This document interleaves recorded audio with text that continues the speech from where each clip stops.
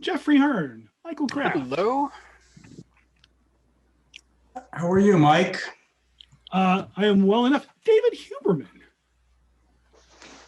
I'm very happy to see you. We'll do introductions shortly. And I have to help my friend Patricia with the link, so 2 shakes. A warning that you might lose me. My lights have flickered a couple of times already because of thunderstorms. Ay, ay, ay. That is not great. Nope, but it's what we do.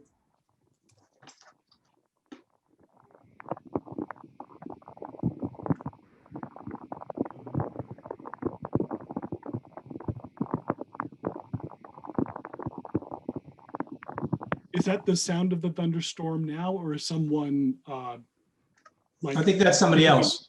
Okay.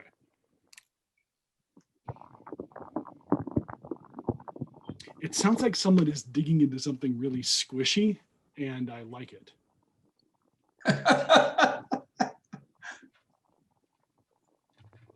All right. Jennifer Yee. Hello, Mike Bevel. Hello. Hello, Jeff. Tom. Hello. Hey, Michael. Allison will be arriving at 5:30. Okay, we'll make fun of her. So we're when she glad to shows up. see you. Glad to be here. Yeah. Let's see what time it is. We're going to give it a few more. Yes.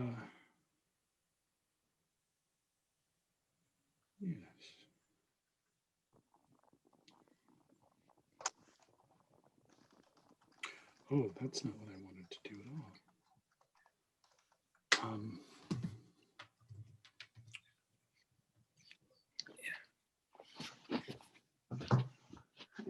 Mike, you're recording this session? Yes. Excellent. Okay, so we all have to be on our best behavior. Well, you know what? I'm probably going to not be on my best behavior, just because that's sort of what happens. I did want people to have the full experience. So please feel free to use any adult words that come up for you. And we're going to talk about some adult situations eventually with Henry. So it's going to be fun. And I think there are a few people who did not get the Zoom instructions, so that's what I've been going backwards and forwards. Michael Kraft, my whiskey. Nope, there you are. Yeah. In a jelly jar, like I'm poor. I am. Oh, you Or know a what? hipster. That's like an old-fashioned glass. It is like an. So, in Silver Spring, my friend Nick used to run a restaurant called The Classics. That was your very classic sort of Rat Pack, dark paneled wood steakhouse. Nice. And Bennett, you made it. And he made the world's best old fashions. Just, I've never had better old fashions in my life. Hello, Anne. Hello, Mike. It's You did so just good fine. to see you. It's good to see you too. Hi, Mike. You can't see me, but this is Robin. Hello, Robin. Hi, Hello, Robin. Mike. Hi, Ann. And Hi, how are Sam. you? Oh, no, Tom. Hi. This is great. Allison will be here in a bit. Okay, who have we got? All right. Oh, so one of the first things I'm going to ask people to do is to, I'm enjoying Michael Kraft's background very much, is if everyone could initially put yourself on mute, because I think one of the easiest ways that I will have of handling sort of questions and comments that you will have either based on something I say or something that someone else says is I'll keep my eye on that list. And if you come off mute, I'll know that you have a point you want to make. And if you stay on mute, That's fine. Hello, Cheryl. And Hi, how are you? yes, Fosco is sleeping on the, well, he's now looking warily about. Mike, I assume that the mute part doesn't pertain to my situation. Is that correct?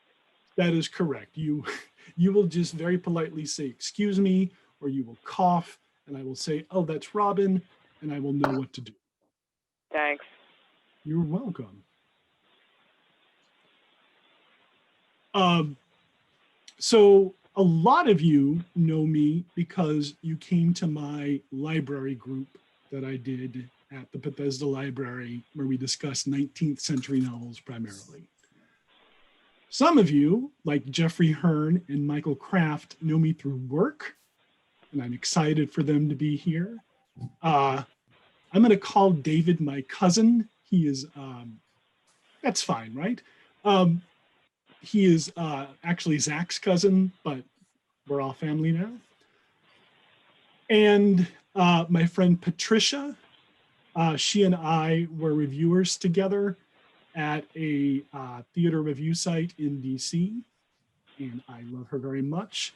My friend Shona is the first time I'm seeing her actually live in person. It's hi. Hi, Mike. Yes.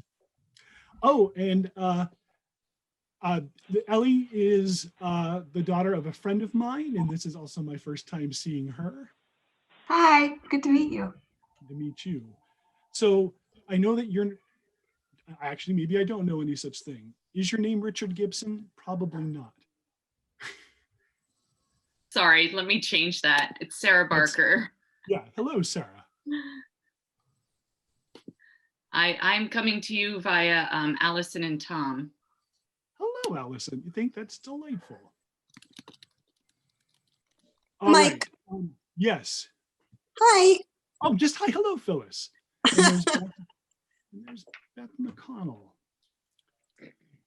All right. And I'm so, new to the group. My name's But- Marion. Hi. Hello, Marion. Marion. Hi, Marion. Hi, Phyllis. You're new to the group, but you're already in my heart. So that's Great. all that matters. All right. So again, if I could ask everybody to go on mute, I'm gonna do a little bit of an opening statement, or I don't know. I'm gonna say some stuff at the beginning, and then I'm gonna open it up to discussion. So I have been obsessed with this book since 2009 when Zach got it for me for Christmas. And I will tell you that the internet was not a friendly place for Hilary Mantel in the early 2000s because her positioning on Anne Boleyn rubbed a lot of people the wrong way. Excuse one of me, the Mike. things- I'm going to ask you to speak just a little bit louder. I will do that. Actually, let me bring this microphone even closer.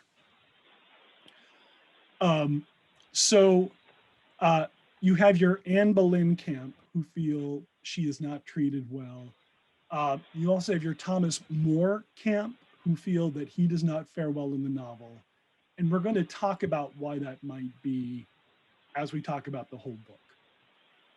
The other thing that I'm really interested in with regards to this book and the trilogy itself is I think Hilary Mantel makes a compelling argument that history, as we as a species understand it, is not terribly much different from historical fiction. History is a story that someone tells. They have some information, they may not have other information, and they put together as compelling a story as they possibly can in order to convince you of something. One of the things that I like to say is all writing is political. All writing is attempting to convince you of a belief or convince you of an argument. One of the issues that we have with history is this idea that, well, we don't have that in the record, is what you will often hear.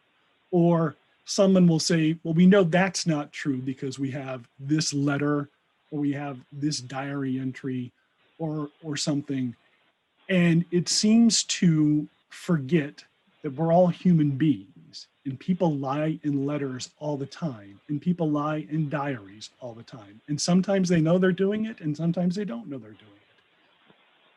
So when you talk about primary documents, I think the closest we can get to any certainty is just to say the document exists. So there may be a letter out there that says something.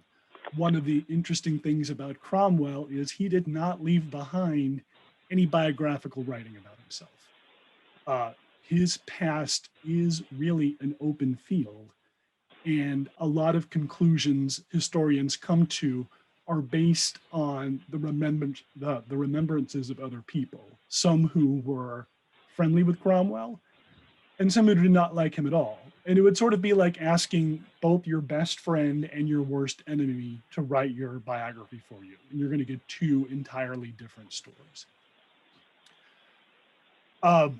Is there anything else that I want to say before we dive in? Oh, the other thing, and you probably already noticed this in your reading, the interesting thing that Mantell does in this novel is she writes entirely from inside of Cromwell's head. There is never a scene in any of the books that occurs if that Cromwell is not present. We don't ever get any of the thoughts or desires or motivations of any other character. We get Cromwell's understanding or Cromwell's definition of other people, but we don't ever get that. So when the argument may come up from some people, Anne Boleyn is being treated poorly in this book. Yeah, she's being treated poorly in this book because Thomas Cromwell had a reason to do that. In a sense, Hilary Mantel has been given, or is giving us, an equation. She's saying, knowing how this ends and knowing what Cromwell needs to do to stay in power up until that end, how do we solve for that? And I think that's the point of the book. So by the time we get to the end of the first part, we have, we've seen some of Cromwell's childhood. I think we get a couple of interesting clues about what's going to happen to him.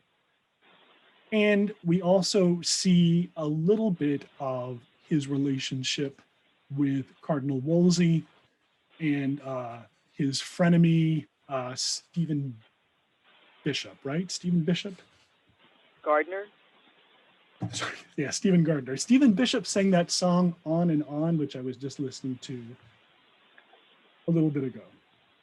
So I'm gonna take a quiet break for a second and see if anybody has any thoughts that they would also like to share, either about anything I said, about something you would like to bring up to the group, or anything to do with the first part.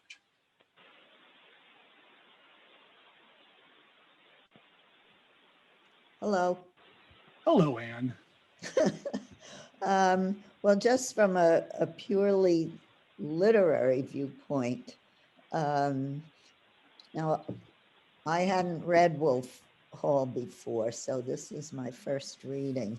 And from the opening page, where he's lying on the ground and he can barely see out of one eye, you're on the ground with him, and you know that even though he's referred to as he, you know that it's Cromwell, and it's he all through that first part. So we do have the recognition that it's from his perspective, his point of view, and I thought she established that wonderfully. She got a lot of flack at the beginning, and she continues to get flack from people who don't want to be generous, that her use of he is confusing, because sometimes there are points in the book where you will not necessarily be sure who the he is. The he very well might be Cromwell, but the he could also be, there's a great line in the book that says, they're all Thomases, because you start to realize exactly how many people named Thomas there are in England at that time, which is everyone, unless you're Anne or Henry. So, yeah. Dominic. It's a couple of things. One, I mean, your introductory statement about history, writing what is history, what is a history, is interesting to me because, well, as somebody who wanted to be an historian, I know that you could have multiple people writing histories of the same event and have different narratives. So the idea that there is a definitive history is sort of like this of anything is this mystique of history that only perhaps historians believe in with regard to their own product. But secondly, you're also reminding me of, because when I was reading your letter yesterday, I was thinking about, well, what's the difference between writing this novel, writing a so-called history, and writing a memoir? To what extent do we expect memoirs to be a history of that person? Some people would say, well, if you think that, then you're just coming at this completely wrong. I mean, would you say that this might be a novelistic memoir in that regard, if it's coming from his mind? A fictional memoir. No, and the reason that I don't think that is because I don't think Cromwell is aware of an audience the way a memoirist is aware of an audience. So if you sit down to write your memoirs, you're expecting someone to read them. But in the case of Wolf Hall, we're just getting his mind. So I see where you're going. And I think that conversation about what is history, what is historical fiction, and what is memoir, and then what is biography, those are all really good. So I see, Jeff, I see that you are off mute. Do you have a point you'd like to make? Well, it looks like Tom was off mute before me, so I'll defer to Tom. Tom. My question, Mike, is to what extent are there documents from the period that are not necessarily biographical, but that reflect the events? So I'm going to share an anecdote. So there is recently, like within the last, Robin, did you want to say something? No. Okay. Within the last 5 years, a writer named Diarmaid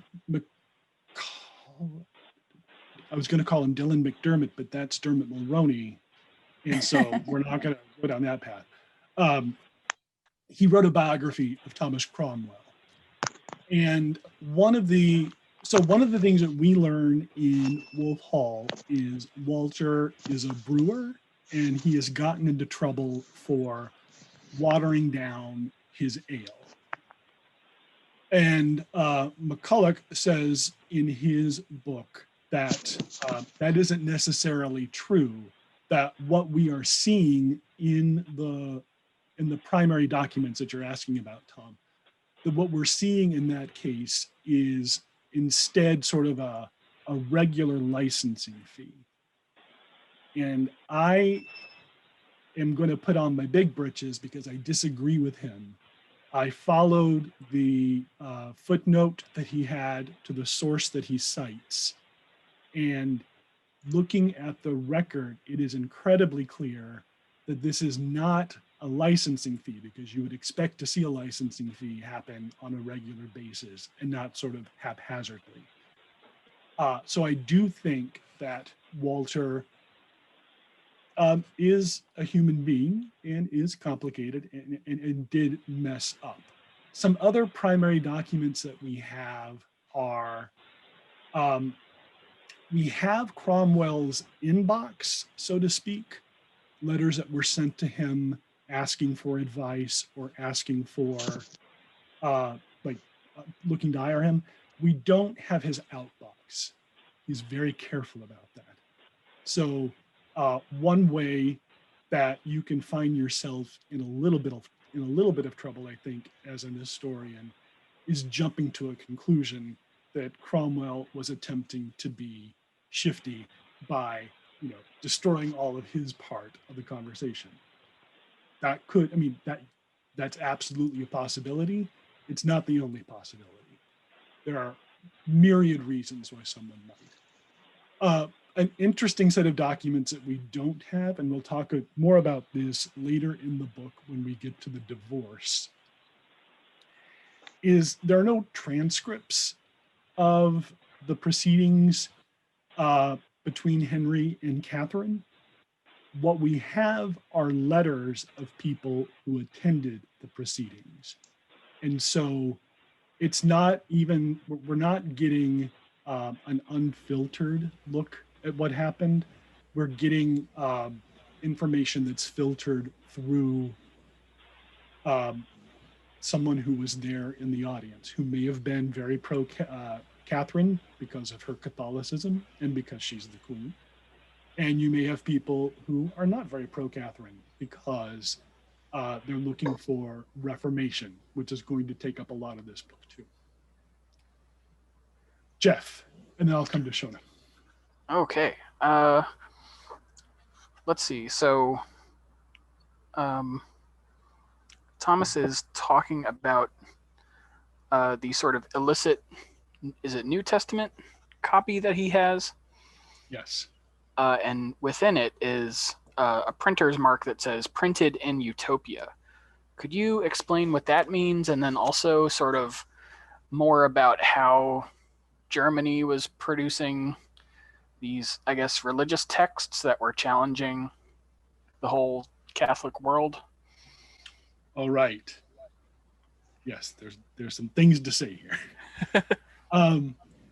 One of the interesting things about Germany, besides its love for the Jews, is what comes out of Germany more often than literature is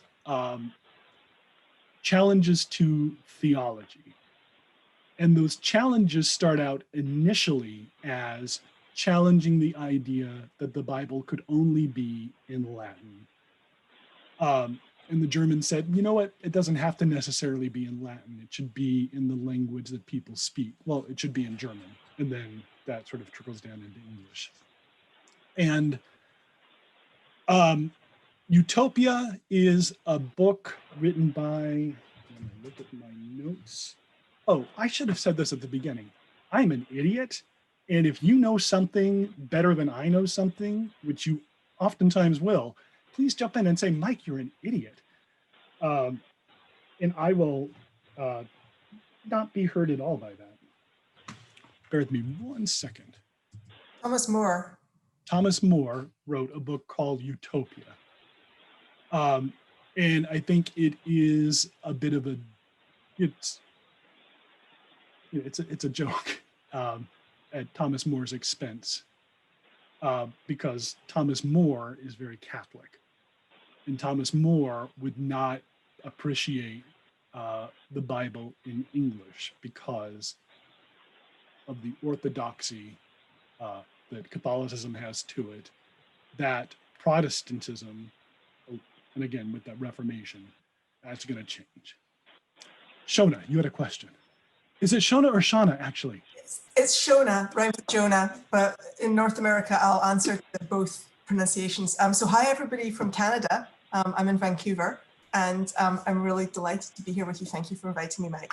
I don't know any of you apart from Mike, but I do love Wolf Hall. And I'm really, much like Mike, I'm quite obsessed with this book. And I'm really, really interested in the different ways that people already seem to be approaching it. Because I've read it several times, and I went back through and I read the starting section to come here. And what strikes me about Wolf Hall is how, to my mind, it's almost a perfect piece of literature. And it's really interesting to me that the questions that are coming up are about how relate to the history. Because, for example, I picked up the Dermot McCulloch biography of Thomas Cromwell, because I've read Wolf Hall and I wanted to get into the specifics. And I read about half of it and I realized I actually didn't care. I wasn't interested. It wasn't important to me to what extent the novel reflected the truth. And it's not because I don't like biography. So for example, there's an amazing biography of Thomas More by Peter Ackroyd that I would definitely recommend. It's very well worth your time reading. But so for me, what I really love about this is Cromwell himself. I'm tuned in now, just with audio. Keep going. Shall I keep, just keep going briefly, that to me, the real power of the novel is in Cromwell himself. And even admiring the craft in that very first section, it's only 36 pages long, and you're dropped right into the action, but you learn so much about Cromwell, about his background, but also about how he sees the world, about the way his mind is always working, and about the humor that's kind of bubbling out under the surface all the time, which isn't shown to the world, because you get this interior view. And I think what I love about all three books is Cromwell. Like I want to be his friend. I mean, maybe I even want to be him. And he's such a modern man. He's somebody I could see operating in the world today. And so it's fascinating to me to see that for other people, they're looking at it like, well, how does Cromwell in the novel relate to the Cromwell that actually existed? And of course, one of them is not more valid than another. But to me, it's a perfect piece of literature, and I'm just really, really thrilled to be able to hear how you are all confronting it. And maybe you won't all love it, I don't know. Shona, I want to respond briefly, because one of the fascinating things that happens in that first 36 pages is a quick anecdote about Cromwell watching those men from Amsterdam trying to get their stuff through, I think, a bridge or a tunnel. And the different way people load carts. Yeah, yeah. And you just have to load. So it's this first hint that Cromwell is going to be someone who is willing to think creatively and differently to get to the solution. And in some cases, he's going to have to manipulate things. Is he going to manipulate the truth? That's a question for us to talk about. Is he going to manipulate law? Is he the things that he's going to manipulate? We just get that very early glimpse from his youth, that he is scrappy and he is willing to take chances to get where he's going. Well, along those lines, Mike, first, let me back up. I got knocked out by the power. We had a quick power failure. Sorry about that. Let me first, I'd love it if the people who are on the call, when they speak, would just give a brief introduction to who they are and what they know about the subject matter. I know absolutely nothing about the subject matter. I am not a literature type of person. I'm a lawyer. I know Mike through the CRC, the Consumer Relations Consortium. I'm a general counsel for a collection agency, which is how I happen to know Mike and his organization. But I've been following you, Mike, on Facebook, and your writings on Facebook are quite interesting and somewhat bizarre in some respects. But since you brought this book up, I thought, okay, you're an interesting guy. I'd like to be a participant in this. So that's the short story about me. Relating to the thing you were just talking about, being a lawyer, which is partly a skill set of trying to be creative in many respects. And Mike, you know very well, in our industry, the other side of the coin is extremely creative in their ways of doing things. But I was struck actually by the scene in which the cardinal was being turned out of his housing, and the gentlemen who were working on evicting him were put back by Cromwell coming up with this idea that they didn't have the right paperwork in hand, and that they had to go back and get that paperwork, thinking that would potentially buy them a lot of time. It really only bought them a few days. But that's, I think, along the lines of what you're talking about.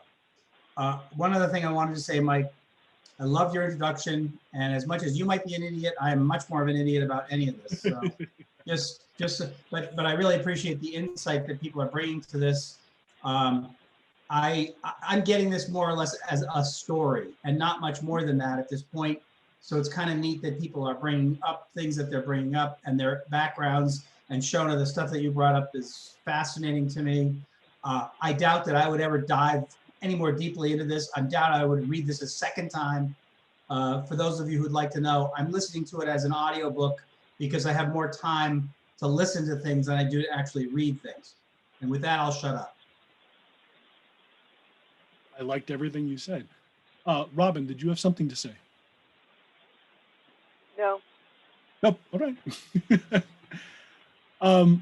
That is an interesting piece of theater that we see Cromwell do with the men who are coming to relieve Wolsey of his house and of his title, of the role that he plays. What do you have a sense just in the first book? And this is an honest question for me, and it's tough for me because I've read it many times, so I know things that some of you may not know.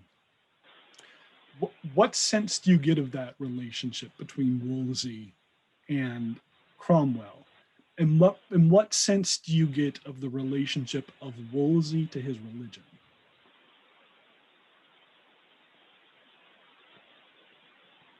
Sorry, Wolsey to his what? Religion. Ah.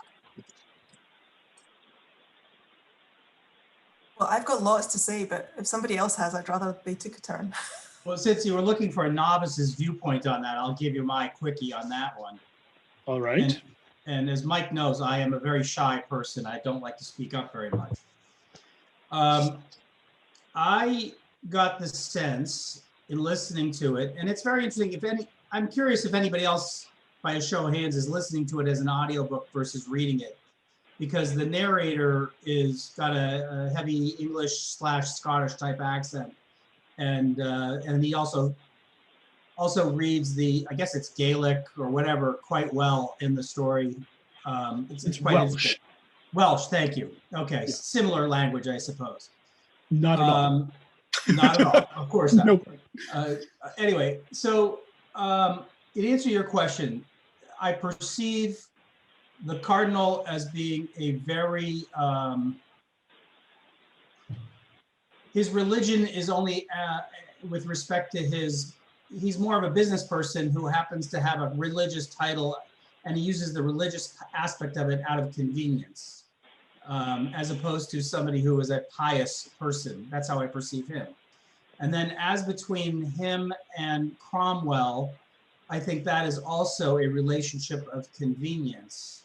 I think each of them has separately their own private agendas, which they are harboring, and they use one another and work off of one another as it suits them.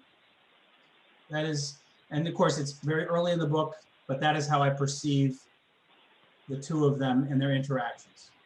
I'm going to call on Phyllis first, and then I'll come to you, Shona. Okay, Phyllis. thanks. I think both of them are coming from not to the manner born, are someone to be muted, and being incredibly smart, taking whatever opportunities there are to advance in a very hierarchical society. And Cromwell has done brilliantly at that by virtue of his intellect, and I think so has Wolsey. I think there's probably a genuine affection for between them, because there's this giant father-sized hole in Cromwell's life, and a son-sized hole probably in Wolsey's life.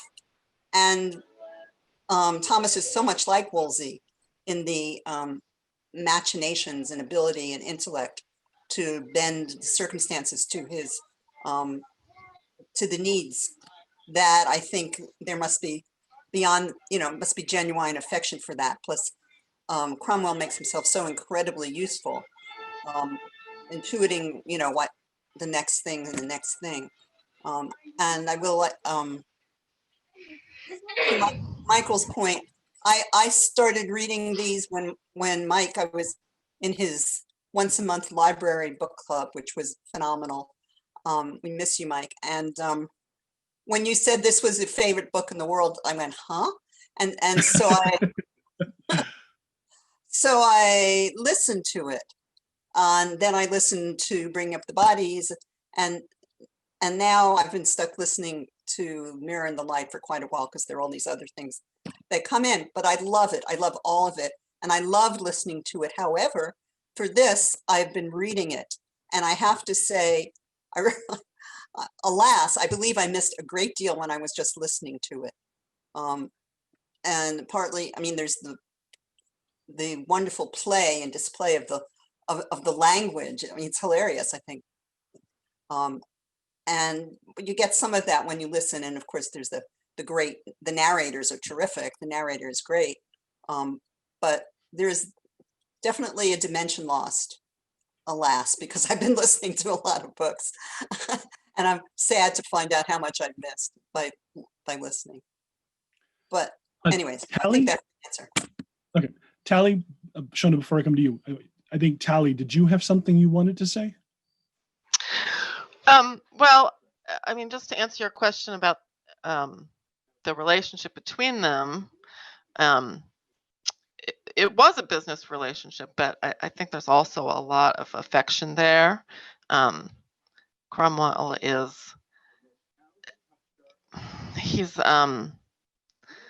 he's frustrated because he thinks the cardinal is foolish in some ways, and but he cares about him a great deal. I mean, it does seem like a father-son thing in that way to me. Of course, I haven't read the book. This is my first time reading the book, but I did watch the PBS special, so I may be pulling from that. Well, we do learn that Cromwell may not have a son, but he has a daughter who is in a nunnery. And one of the things, and we've, for those of you who've been with me through 19th century. I think, Mike, that's Wolsey has a daughter in a nunnery. Oh, is that, I meant to say Wolsey, sorry. Wolsey has a daughter in a nunnery. One thing that modern readers might read into this book that they should not read into this book is the idea of a religious vocation being a true spiritual calling in the way that we might understand a spiritual calling today. So today, if you talk to ministers or if you talk to priests or people who are living monastic or nunistic, you'll let me have that, right? Lives. You will not let me have that, David. Generally talk about feeling a call from God. Whereas in the Tudor era up through the 19th century, the church was really a vocation. And it was something that especially middle class and wealthy families could send their second sons to do. We know Henry finds himself in that position because he is a second son and he has a tremendous religious upbringing before his brother Arthur dies. So it is not uncommon to see someone like a Wolsey who has the job he has, but may not necessarily have the beliefs that we would expect him to have. And the other thing that I think is important to point out is we're in a period of time, especially in England, where religion is starting to overtake magic. There's a great book by a man named Keith Thomas called Religion and the Decline of Magic, and it looks at systems of belief in the 15th and 16th century. So a lot of your peasantry knew about different springs and different wells, and they were guarded by different spirits, sometimes fae, sometimes older gods. And when Christianity comes to England in full force, those wells and those springs are taken over by saints. Peasantry also really enjoy, one of the things that they would do often is they would pocket communion wafers and keep them for good luck charms or put them in their shoes or not consume them as the body of Christ, but keep them as a talisman. So there is this tension between what the common folk believe and what the church is trying to establish. And just to get everybody on the same page, up until Henry's great divorce, the church is, yes, turn up on the belt as was the fashion at the time. The church up until Henry's divorce in England is the Roman Catholic Church. And then the church after the divorce is the Anglican Church, which is really no different, except you now report to Henry rather than to the Pope. Cheryl.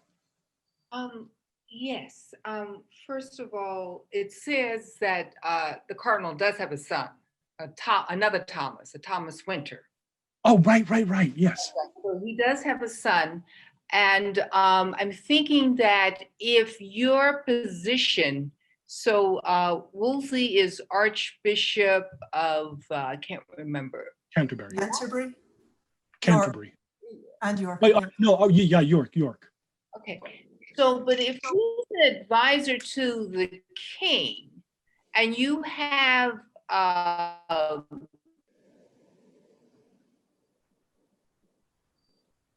Cheryl, you've frozen. Fortunately, in a flattering pose. While we wait for Cheryl to be unfrozen, Jennifer, is there something you wanted to add? Yes, so I'm happy to go last though, because my question is not regarding Wolsey per se. So. Okay. Oh, and it looks like Cheryl is unfrozen now. Oh, okay. Can you hear me? Yes, there was a point where you froze and we could not. Okay, so if you're going to be the advisor to the king, your personal piety is less important than your ability to advise the king on how to navigate political situations, I would think. So Henry VIII would not necessarily be looking for that, even though, as I understand it, he's a man who's, as you mentioned, who's very interested in religious questions. He has a philosophical bent to him. And there was something else, but I think that I'm blocking on it, so maybe later. It'll come back. If it's at 2 in the morning, just text me and I'll get it. Dominic, did you have something you wanted to add? Yeah, I'm tending to think of their relationship as more, to use the popular word these days, transactional, because what I'm seeing is a mutual understanding of usability. That is that.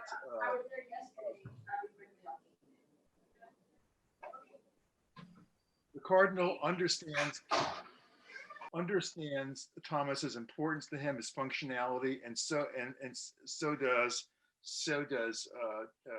Thomas to the Cardinal, which makes sense in the Roman Catholic institutional setup, because with this growth of the church as an institution, in the merging of the church and the state vis-a-vis Rome, that's also transactional, and it has been at that point. It had been for centuries, and these two as individuals.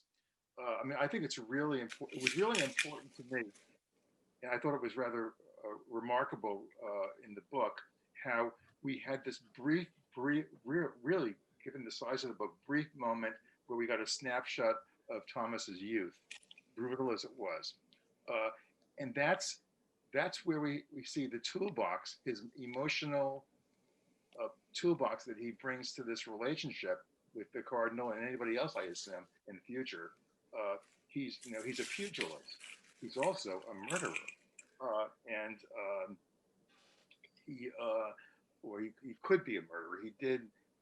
He brings this to this relationship. There's this moment where he's leaving the cardinal's room, and I forget what he says, but he says something to the effect that he knows that he can't, as much as he may enjoy being there and enjoy the conversation, he knows he can't completely trust him. There's almost something mafioso about this relationship, and so you are my out there in the hinterlands. You are my and Consigliere, that's a good term. Yeah, consigliere, and so I think it's and the cardinal himself has sort of like he's not from the he doesn't have silver spoon in his mouth. He comes from more mundane roots too, and he brings that to this. So we have two people here who are not necessarily to the manner born, who are playing international or national, I should say, and international politics, and they're bringing their street smarts with them. So that's how I see their relationship, and thanks to that brief moment where we see it, Thomas's childhood, we know what his emotional core is. That is, he has to fight, he has to win, he has to survive, and he has been threatened. His life has been in danger, and he knows it could be any time in the future. I think you bring up a really great point, and then I'll let other people talk. But I think the fact that Wolsey, who's a butcher's son, and Cromwell, who is a brewer's son, and there's a term for someone who shoes horses. What is it again? Farrier. Right. And I think that there is an understanding between the two of them, this idea that we know how the world works really. And the aristocracy and the monarchy actually don't know how the world works. And I think they do see each other as allies. Jen, did you want to bring your question now? Actually, yes, because Dominic kind of sort of also touched upon it. Hi, my name is Jennifer. I know Mike because through mutual Facebook friends, I started following him on Facebook, and then he started raving about Wolf Hall as his favorite novel. And I had it on my to read list, but I had never met anyone who was so enthusiastic about Wolf Hall. So when he finally said he was holding a reading group, I was just like, well, I've been meaning to read this book, and it's clearly something that Mike is deeply passionate about. So he seems to me like the perfect person to read like along with, right? So that's how I have joined this group. I know something about the Tudors based on like PBS specials and things like that, but have never read this book before, have heard about it, but not coming at it from a historical perspective or anything like that. Just like, this is a novel, and it's a novel that has been highly recommended, and Mike can't shut up about it. So so my question was, and Dominic touched upon it, is like there's this 27-year gap actually between like the first like chapter and time we see, Thomas Cromwell, and then we see him literally as an adult later. And my question is like, does it matter? Like, does this 27-year gap come into play? Are we supposed to ever find out what he did in those 27 years, or it's simply just not relevant at all? Or it comes out in like other plot points? And I see your hand up. Yeah, I can answer that question, having read it once already. Yes, it does come out in other plot points. All right, so no spoilers. No spoilers, but Nope. yeah, I think we are parceled out Cromwell's those years in between. I'm going to call on Cheryl, and then I'm going to call on Anne. Well, I think that it is important, I think that given us that early scene in his life, we're setting up to show some of, okay, I'm a psychologist, Mike knows this, he hates psychology, but I throw it in anyway. You're seeing some of this man's needs, the emotional gaps in his life. And I think related to that, between Cromwell and Wolsey, even though there may be this father-son affection going on at some point, you're correct in that it's transactional in many ways, which makes it even more complex because they may be trying to get, these emotional needs met, but could you ever trust the other one?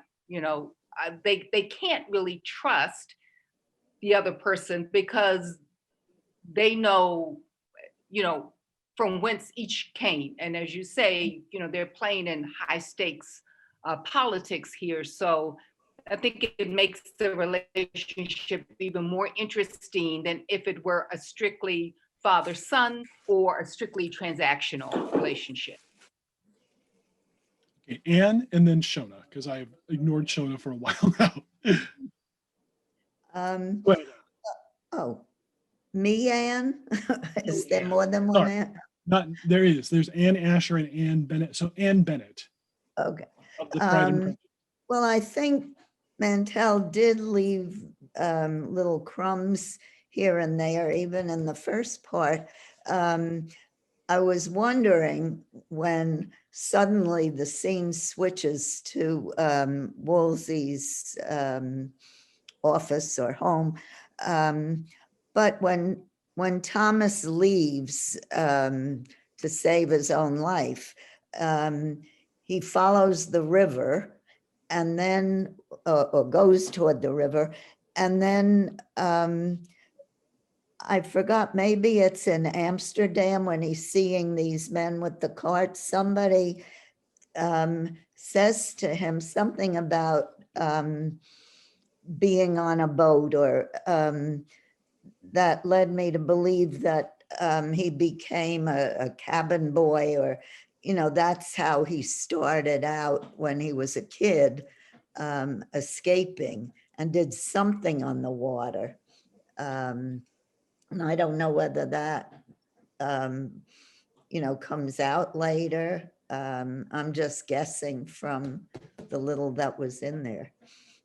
Well, his brother-in-law and sister are talking about what to do with Thomas, because they know that if they keep Thomas at the Unicorn, which is where they are, Walter will show up and just cause a lot of disruption. And I think his sister Kat says he could be a cabin boy, and her husband says he's too big to be a cabin boy. And also Cromwell himself mentions that he would want to take Bella, his dog, and they say, who's ever heard of a dog on a ship? But what we do know, the advice that he's given is to find a war, because that is where someone can make money as a mercenary. And so I think it, to a point that Shona made earlier, as far as the masterfulness of the writing, I love that we jump from Cromwell dropping that medal into the ocean to here's Cromwell with Wolsey. And now we're now we're really invested, because we want to figure out how did he get from the dock to the center of power. Shona, I'm going to call on you now. Thank you. So this is fascinating to me because so many of you are seeing the Cardinal and Cromwell's relationship as, transactional with a sort of undercurrent of affection, which I would say is almost exactly the opposite of the way I see it.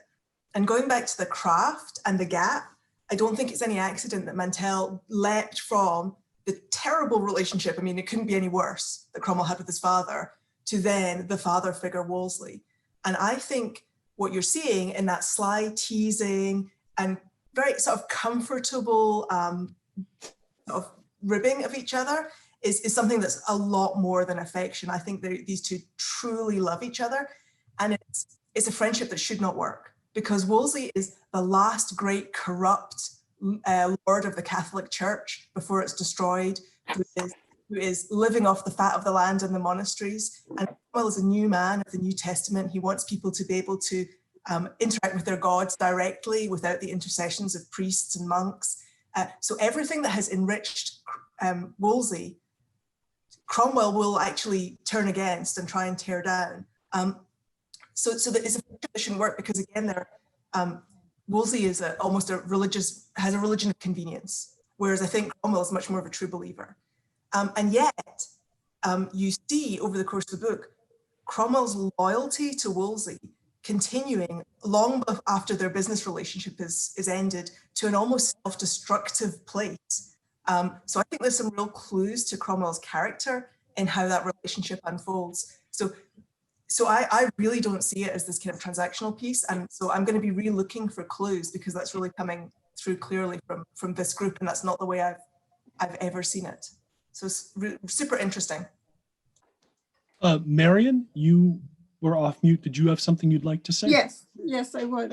First of all, hi, Mike. And I don't know you personally, but my friend John Mathwin is a great admirer of your book talk. So that's how I got connected with you. So people were talking about Cromwell and his transactional relationship with Wolsey. And he's a very complicated character, because I think he has some very genuine, true emotions to people that, he probably in his own personal circle really just shows. Like, he seems to love his wife. When he has a child, he wants to be sure that he's not ever going to treat his child like his father treated him. There's a scene where he sees the Wick brothers, I think they're called, the Dutch guys, later on in his life, and there's like a real genuine affection between all parties. So he could be a very cunning man, but he also has, I think, strong personal ties to people.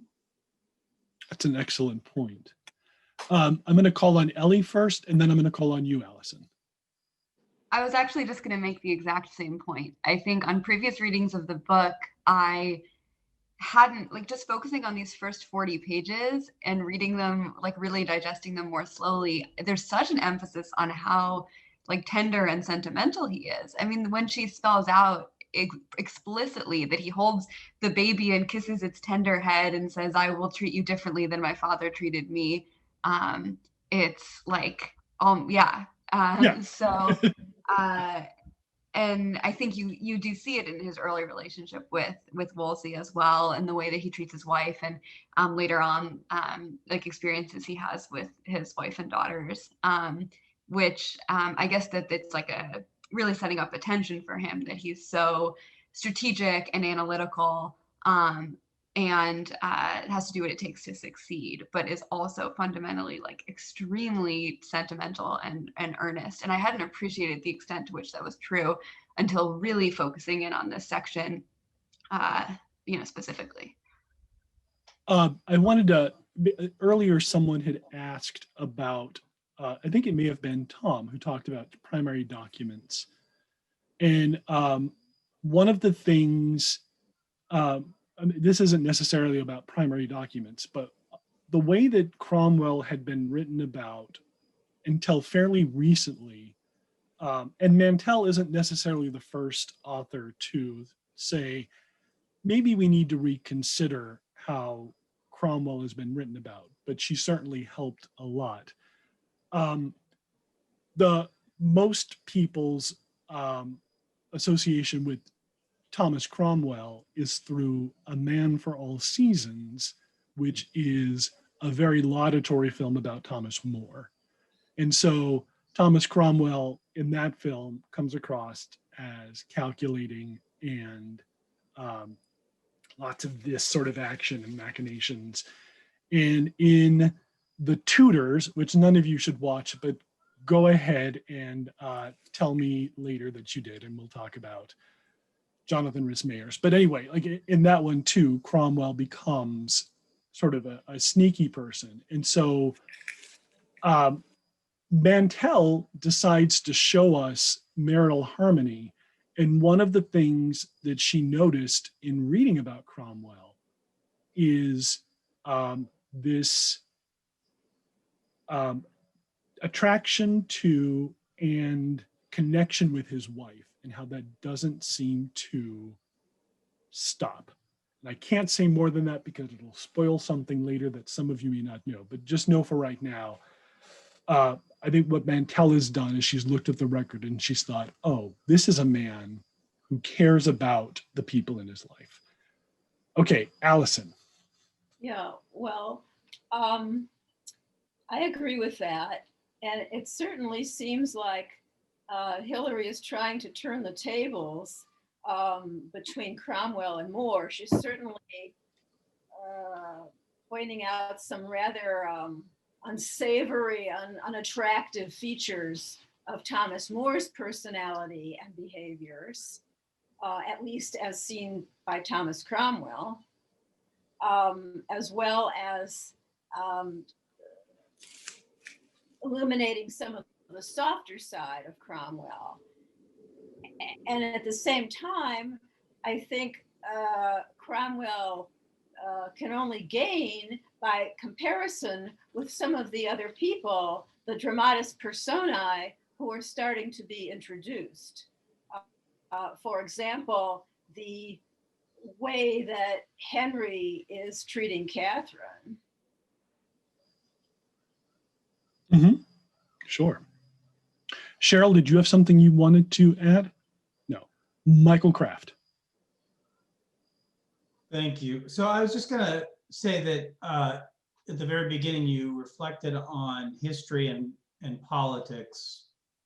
And while it's, you know, as we study history when we're young in school, it seems like it's sort of this is it. This is what happened. And it's not until you get to be a little more critically thinking, maybe in college, maybe after, that you start to realize that it is very much a history as it's written by the people who are writing it and their perspective. And, you know, just looking at our current modern day situation, you could contrast someone like Steve Schmidt against, say, Rick Santorum in terms of the way they speak and talk and write about our current situation and how vastly different they see what is going on. And you'd have to believe that in a literate world, which certainly was, you know, well into literacy at the time of the writing of the 15th century or 14th century, whatever this is, that you would absolutely have people writing very differently about what they perceived was going on around them. And that it's the exact same event, but seen through a completely different lens. Yes. You said something that I wanted to.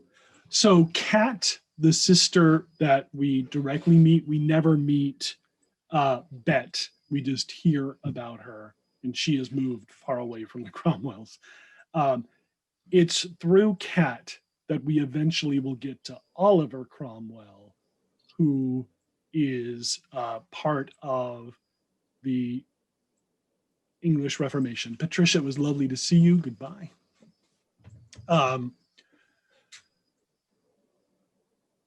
Let's see. Allison, did you have something else to say? No. Okay, only I just, for those who arrived late, I was treating, if you are off mute, I assumed you had something you wanted to add. So Jeffrey Hearn. Oh, this is just an observation that I liked that goes towards explaining how he sees the world or how he approaches it. Was we see two instances where he's basically just like, oh, you just look for yourself and then you'll know. The first one is he's talking about his secret Bible, and he like invites his wife, like, oh, well, if you just read the book that I keep locked away, you'll understand so much more about, you know, the Catholic faith as you have sort of uncritically taken it. And then also again with his wife, she says something like, who is she or something? And he's immediately like, oh no, she thinks I'm cheating. Well, I'll just take her to York and she'll see for herself that there's no other woman there. Right. Phyllis, did you have something you wanted to say? I just want to say that his personality is fascinating. It's overarchingly, he's brilliant.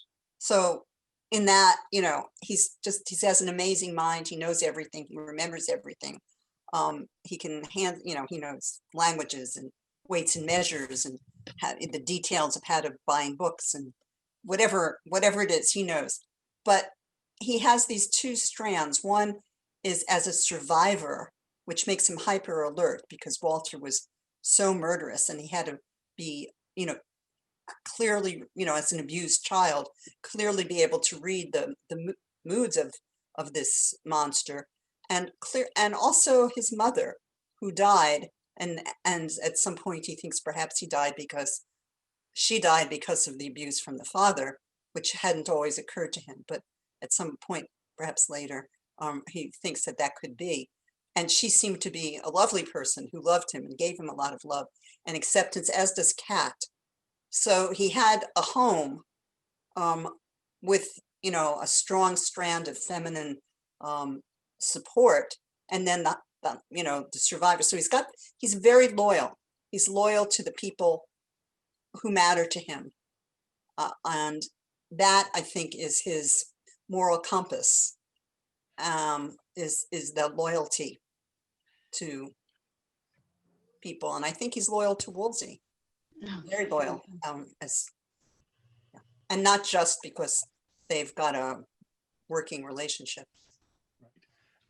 Something that I think is very interesting, and I would urge you all to make a note of this to pay attention to. So I'm not giving away spoilers. I'm just saying pay attention to this. Pay attention to those early scenes of how Cromwell relates to women, his sister, how he talks about his mother, how he relates to his wife. And then the other thing that I think is really important to think about is what kind of relationship will Cromwell and Wolsey just keep your eye on that relationship, because I think it is going to bear fruit later. Ellie, did you have something to say? And then I'll call on you. Yeah, I do think like so much of his intelligence is about like understanding people's motivations. It's like an emotional intelligence. So it's really interesting that he calls out this gap right in like the last part of this section where his wife says, hey, people really aren't going to like that Catherine is being spurned for not having sons. And he's like up at night, do people care about this? How do women think? And it's a really interesting, like the calling out an oversight, a place where he has a gap, but then he says, I'm going to remember this for later. So it's sort of like a moment of growth that we're seeing along that trajectory. Thank you, Beth. And thank you, Ellie. Anne, go ahead. Well, this just popped into my mind when in the first scene, when his father is beating him up so cruelly, the father says something about fighting again. And so it wasn't just his treatment from his father, although that certainly sounded major, but I don't know yet, but he had a tough time, I assume, among his peers, that he had a lot of things against him that he had to contend with. So the other hint I'm going to give you is really remember what Walter says about his son at the beginning, that fighting again, file that away, because that's going to become important. really pay attention to the relationship between Cromwell and Wolsey. And I think those are keys to how Mantell wants us to understand the Cromwell she's showing us. Janet, I see that you're on. The rule that I made is if you are off mute, you get to ask a question. Ann Asher has her hand up. I'm going to call on Ann. And then if you had something to say, Janet, you would go next. Can I speak up now? That's what I was saying. Yes, please. Okay. Well, one of the things which struck me when I first started this book is the language used. Notice that the present tense is used throughout pretty much. I don't know if I came in late, so has anybody commented on that yet? We talked a little bit about that at the beginning, that everything we get is immediately from Cromwell's point of view. And then the other thing which struck me about it is the use of language. I mean, it certainly doesn't try to be Tudor English, nor does it's fairly modern, but completely without idioms that would date it or put it in place. And that's very, very amazing how she did that. She has spoken about that in interviews, and that was a conscious choice on her part. She didn't want to write exactly in the way that people in Tudor England would speak to each other, because that could be really alienating. But she did want to give the language an elevated feel. So it's strange enough to a modern reader that you know you are getting the past without necessarily troubling the reader with trying to understand English idioms of the 1500s. Anyway, it's just really that's a masterpiece the way she did that, I thought. All right, I'm going to ask everyone for any closing remarks they want to make before we say goodnight to each other and meet again in 2 weeks. That was great, Mike, and you controlled it beautifully. Thank you. You were kind to say so. Thank you. Thank you, Mike. Thank you. And thank you all very much for spending a Wednesday night with me. This is really wonderful. I'm very excited to see where I see Jen has her hand up. When I finish this sentence, I'm going to call on Jen. I'm just excited about all the different points of view that people raise. I am always interested in experiencing how other people read books, because I think there is much to learn from how someone reads a sentence compared to someone else. And this has just been fantastic. And I'm looking forward to diving in even more to the world of, so technically, the stuff that happens with Wolsey being removed from his house doesn't happen until the second part. So we cheated a little bit with the section. Section 1 ends we haven't necessarily gotten to the part where Wolsey's being kicked out. We'll pick that up next week. Thank you, Mike. It's wonderful. Try to figure this is Phyllis. Thank you. I enjoyed this very, very much. And I wonder what your magic is, because I'm in a lot of book groups, and there's something about a book group that you lead that is just so insightful and enjoyable. Thank you. You're going to make me insufferable to everyone in my life now. Oh, well, not my problem, man. Good job, Mike. And I want to say it's really nice to see a lot of old and new faces. So yes. I know, recognize a lot of you guys out there, and it's been a while, and it's nice to be able to be together especially under these creepy circumstances now. So let us all rejoice, and that Mike is with us, leading us forward. What better time to read about a possible socio-psychopath in power than now? And understanding it's not our psychopath. Okay. can I say something? I got here real late. So how do I watch this over? Okay, said so what's gonna, yes, I've recorded this whole thing. Janet, what will happen is I will, oh, this is gonna be, you're gonna regret asking this question because I know the answer. So I will quit when everybody leaves, Zoom does this thing where it processes the video file, and I will take that video file and I will upload it to YouTube. And then I will send that YouTube link to everyone on the list. So everyone, if you want to hear this whole thing again and watch me sweat through my shirt, which is, I mean, I should be charging more for that. You can. And if you missed it, or Google Drive, Jen, you young people with your UGG boots and your Google Drive, I don't know what that means. Yeah, OnlyFans, Jeffrey, thank you. I should be nude for this. Okay, I loved seeing everyone that I saw, and I loved hearing from everyone that I heard from. And we will talk again in 2 weeks, where we will have read through all of part 2. So good night, good night. Farewell, Mike. Bye. Bye.